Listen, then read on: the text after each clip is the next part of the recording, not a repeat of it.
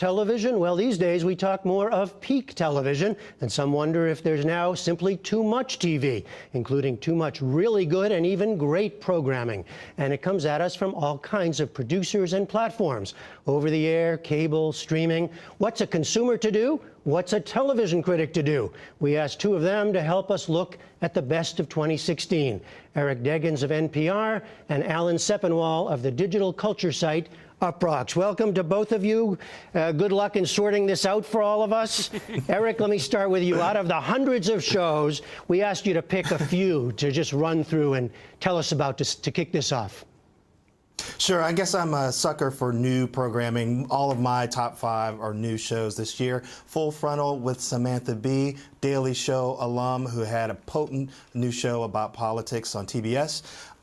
This Is Us on NBC, a wonderful new family drama that really breaks the boundaries of drama on television. People v. O.J. Simpson, American Crime Story, an amazing scripted retelling of the O.J. Simpson trial and verdict. O.J. Made in America, a 5-part documentary film made by ESPN about O.J. Simpson as well, much more extensive than American Crime Story. And Atlanta on FX, an amazing drama featuring 3 young men trying to make it in Atlanta's rap scene. All right, we're going to come back to that last one in more depth, but first, Alan, your pick. Run through it for us. All right, so like Eric, I really loved the 2 OJ shows and was kind of stunned that the TV event of the year was not 1, but 2 different retellings of the O.J. Simpson story, each focusing on different exciting aspects of it. Yeah, who would have thought that, huh? It's not even like the 20th anniversary. It just happened, and it was wonderful.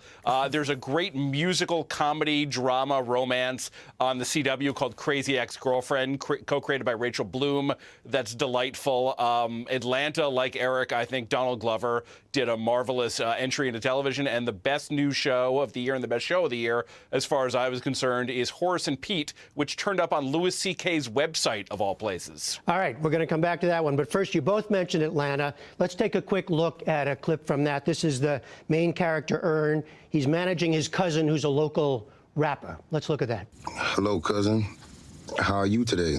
Listen, man, can you do me a huge favor and put $20 in my account? Like, transfer it over ASAP. Like, you gotta help me out, man. All right. Really? thanks, man. You're saving my ass. Okay, man. Well, you know I gotta go now. Okay, cool. So, what are you guys doing right now? You and Darius do that deal? Do not know what you mean. All right, so Eric, that's the main character is played by Donald Glover, who's also the creator and writer of the series. What do you like so much about it? What I love about Atlanta is that it talked about a lot of different things without really talking about those things. We see these 3 young brothers trying to make it in Atlanta. You saw Donald Glover's Ern Marks, who's an aspiring rap manager. He wants to manage his cousin, who's an up-and-coming rapper, and they have an odd friend who's sort of like the black version of Kramer on Seinfeld, and very eccentric and getting into all kinds of adventures. And we see great stories involving race and class and difference, told in a way where it's just kind of presented to you, and as a viewer, you have to decide how you feel about it. All right, Alan, you told us about the show Horace and Pete. It is set in a dive bar in Brooklyn, I think, and we're going to look at a quick clip here. This is a scene with Louis C.K. and Steve Buscemi. Let's take a look. I'm actually saying it's because you're so good at your job. That's why I'm saying, you know, it's like a pyramid of rags. Like you decided to put a pyramid of rags here, and you're really good at closing. That's why, you know, you understand that that's like a compliment. I'm saying you're so good. Why is that like that? That's all. Now, Alan, it's part of this new distribution, right? Louis C.K. direct to his fans. Tell us a little bit about that. I mean, the show arrived without warning. Just one Saturday at the end of January, Louis C.K. sent out an email saying, here's my new show, Horace and Pete. Watch it here. I hope you like it. You know, he had somehow in secret filmed the show with Steve Buscemi, Edie Falco, Alan Alda, and Jessica Lange. Nobody knew about it. It just appeared out of the ether. Now, part of this, what's going on clearly, is so much great acting talent, and we asked the 2 of you to pick one performance out of the many. Again, I understand how difficult this was, but Eric, you picked Sterling Brown, who appeared in 2 big series, the O.J. drama and the NBC hit This Is Us. Let's take a look at him. Here he is in the latter, This Is Us, in a Christmas scene. Hey, did William ever mention Jesse? Not to me. I don't know who that is. I think it's like Roy at school. Who's Roy? The one with two dads. What do you mean, two dads? I don't... Dad. Grandpa's gay. Or at least bi. All right, Eric, tell us about Sterling Brown. Well, what's wonderful about Sterling, in This Is Us, he plays a character who was adopted into a white family, a black man raised in a white family, and he's been searching for his biological father, and he finds him and welcomes him into his home to find out that he's dying. And he had always thought that no one knew where his biological father was, but he found out that his adopted mother did know and had kept that from him for years. There was a pivotal scene where they have a holiday dinner, the whole family's there, and he begins to react to this knowledge and starts crying. And that just shows you how real, how creative, how amazing this actor is. And the fact that he appeared in both this show, which I think is the best drama on network television right now, and also appeared in American Crime Story, the People v. O.J. Simpson story, playing Chris Darden, the prosecutor. I mean, that's an amazing achievement for an actor, and he did a great job in both roles. Alan, you picked Phoebe Waller-Bridge in the British comedy Fleabag, which is about a young woman negotiating love and relationships. Let's take a quick look at a clip from that. You know that feeling when a guy you like sends you a text at 2 o'clock on a Tuesday night asking if he can come and find you? And then you open the door to him like you've almost forgotten he's coming over. Oh. Hi.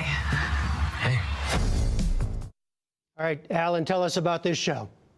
Phoebe Waller-Bridge created Fleabag. She was adapting it from a play she had done. She has this remarkably expressive face, and often the best parts of the show are just her turning to the camera and not even saying anything, just like widening her eyes slightly to let you know how her character is reacting to all of these crazy or degrading or downright tragic things that are happening to her. And it starts off as mainly sort of a sex farce and becomes something much deeper and much sadder and much more profound. And I had never heard of her before this, and now I'm going to want to see everything she does. She's a major talent. All right, just both of you in our last minute here. I start off by talking about the Renaissance, the peak television. What do you see, broadly speaking, Eric, when you look at the quantity versus quality? Where are we today? Well, what's amazing about this moment is not only do we have a lot of quantity, we do have a lot of quality, because that quantity is coming from media outlets or TV outlets that are trying to build their brand by creating great television. So we have Hulu, we have Amazon, we have Netflix, we even have Crackle, a website that has Jerry Seinfeld's Comedians and Cars Without Coffee, and now they're doing scripted original television. Alan, last question to you. I mean, that's if you can find all those programs, right, and figure out what you want. What's amazing is Uproxx, we do this television critics poll where we reach out to about 60 TV critics across the country, including Eric, and we ask them to name their 10 favorite shows of the year. And I get the ballots back, and I haven't even heard of some of these shows. And it's my job to watch television. That's how much great stuff is out there. It's ridiculous. All right, Alan Sepinwall, go back to watching from Uproxx, and Eric Deggans. Thank you both very much. On our Facebook page, you can find more of our TV critics' recommendations. Plus, tomorrow on the NewsHour, our Best of 2016 series continues with Washington Post film